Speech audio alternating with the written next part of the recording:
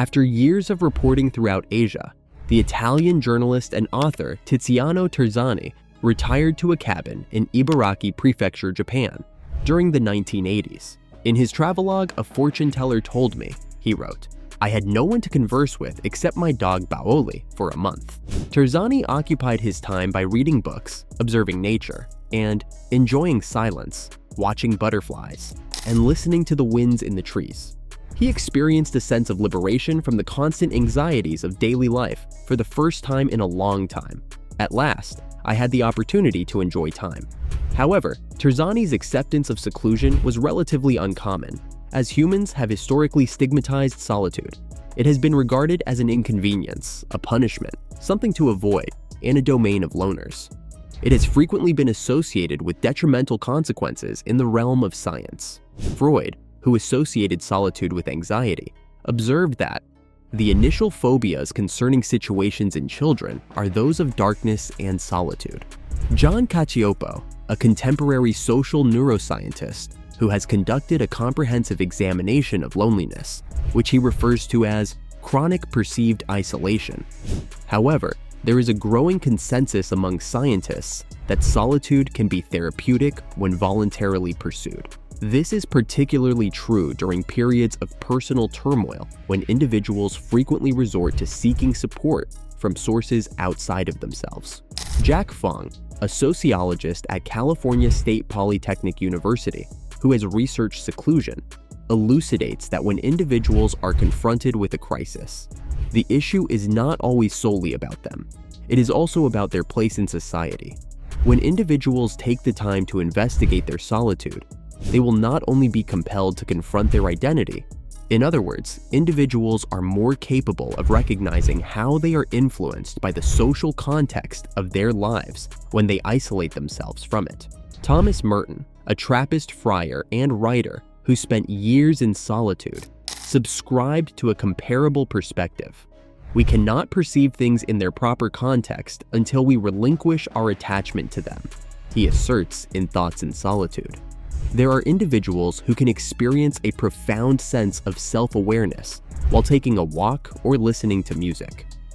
Fong derived this concept from the surrender and catch theory of personal epiphany, which was devised by the late German-American sociologist Kurt Wolff. Do not resist these moments. Accept it as it is. Fong advises, allow it to emerge calmly and honestly, and do not resist it. You should not be apprehensive about your solitude. However, it is not solely about solitude. According to Matthew Bowker, a psychoanalytic political theorist at Medill College who has researched solitude, it is a more profound internal process. However, Bowker contends that solitude is more devalued than it has been in a long time in our hyper-connected society today. He refers to a recent study conducted at the University of Virginia, in which a significant number of participants, 2/3 of the men and 1/4 of the women, opted to undergo electric shock rather than remain alone with their thoughts. However, they are now more frequently depicted as sexy socialites on film, even though numerous distinguished thinkers, including Lao Tzu, Moses, Nietzsche, Emerson, and Woolf, have advocated for the intellectual and spiritual advantages of solitude. How much better is silence, the coffee cup, the table? A significant number of contemporary humans appear to be determined to avoid it. We always use our headphones when we have the opportunity to go for a run. Bowker laments, we listen to NPR every time we are in the car.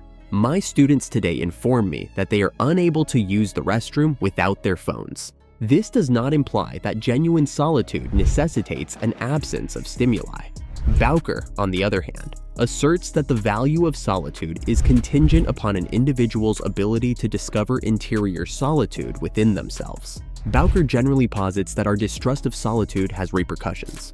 One example is that we have become a more group-oriented society, he asserts.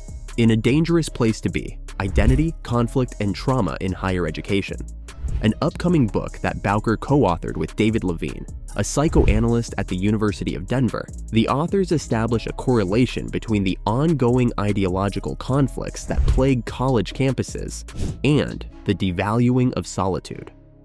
We are attracted to groups and identity markers that assist us in self-definition. It truly alleviates one's burdens. This is where seclusion is necessary. Psychoanalyst Donald Winnicott referred to this separation as necessitating the ability to be alone. Bowker's concept of solitude as self-strengthening is fundamentally dependent on this. According to Bowker, you must possess that capacity, the ability to be confident that you will survive and be okay, even if you are not supported by this group. In other words, an individual who is capable of acquiring a rich self-experience in a solitary setting is significantly less likely to experience loneliness when alone. This is not without its drawbacks. For solitude to be advantageous, specific prerequisites must be satisfied. Kenneth Rubin, a developmental psychologist at the University of Maryland, refers to them as the ifs. Solitude is only productive if it is voluntary, if one can effectively regulate their emotions, if one can join a social group when desired, and if one can maintain positive relationships outside of it. In this phenomenon, hundreds of thousands of young individuals who are depressed or experiencing difficulty quarter themselves away, sometimes for years. Solitude may be beneficial when certain prerequisites are satisfied. It is at least as critical to Fong as exercise or healthy eating, as she meditates for 15 minutes each day and embarks on monthly solo camping excursions. It truly has a profound impact on your comprehension of your situation in this universe, he asserts.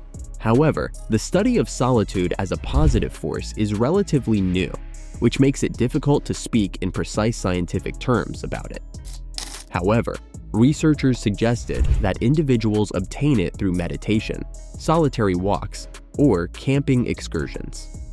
Terzani, who was already a renowned journalist in Italy, established a prosperous career as an author following his month-long isolation in Japan, during which he reassembled himself. Despite his atheism, Terzani's later writings, which frequently combined personal experience, philosophical reflections, and reportage, garnered an almost religious following. Some intellectuals expressed their dissatisfaction with the adoption of him as a guru-like figure following his death in 2004 from stomach cancer, claiming that it was a disservice to his message. Once, he observed, "The sole genuine educator is not situated in a forest, hut, or ice cave in the Himalayas. It is within us. It is possible to envision him concluding independently." Share in the comments. Please like this video, subscribe to our channel, and hit the notification bell to never miss an update. See you in the future video, and thanks for watching.